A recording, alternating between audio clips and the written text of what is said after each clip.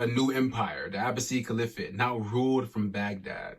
And it had an insatiable appetite for two things: sugarcane and the labor to farm it. Their solution arrived on ships from the east. This was the Indian Ocean slave trade, a network of human misery that dwarfed even the Atlantic trade in its duration. For over 1,000 years, Arab slavers carved a path down the East African coast, from Kenya to Mozambique, from Zanzibar to the Congo. Their human cargo had a name: the Zanj, a word pulled from the Arab name for the coast itself, Zanzibar. It didn't mean person, it meant product from a specific region, a receipt for a human being. They were marched to the coast, packed into the holds of the boats, and shipped across the ocean to the underbelly of the empire, the salt marshes and sugar plantations of southern Iraq.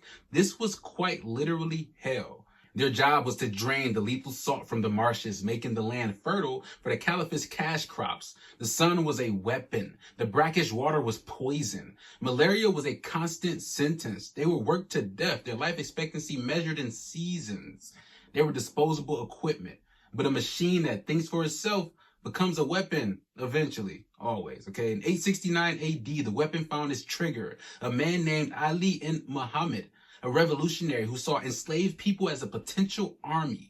And he gave them an idea so dangerous it was contagious, that their freedom wasn't something to be given. The Zanj Rebellion wasn't a protest, it was a war, and it was one of the most successful slave revolts in all of human history. For 14 years, they waged a guerrilla war from the very marshes that were meant to be their grave. They mastered the terrain, built a navy, and forged a government. They took Basra, one of the largest port cities in the world. They seized its treasury, its weapons, its ships. And then they did the unthinkable. They built their own capital, a city called Al-Muqtara, which means the chosen one. For 14 years, Al-Muqtara was the capital of a sovereign black state in the heart of Iraq, with its own laws, its own economy, and its own army. The Zanj had reached a height of power that hadn't been seen since the legends of Nimrod.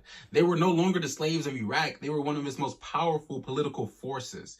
And that is exactly why the Abbasid Empire had to step it up and get rid of them. The Caliphate assembled one of the largest armies in its history. They laid siege to Al-Muqtara, and when the walls finally fell, the revenge was absolute. The rebellion was drowned in its own blood. The leaders were executed. The city was raided, its memory scrubbed from the land. The message was carved into the consciousness of Black Iraq for 1,000 years. Ambition will be met with annihilation.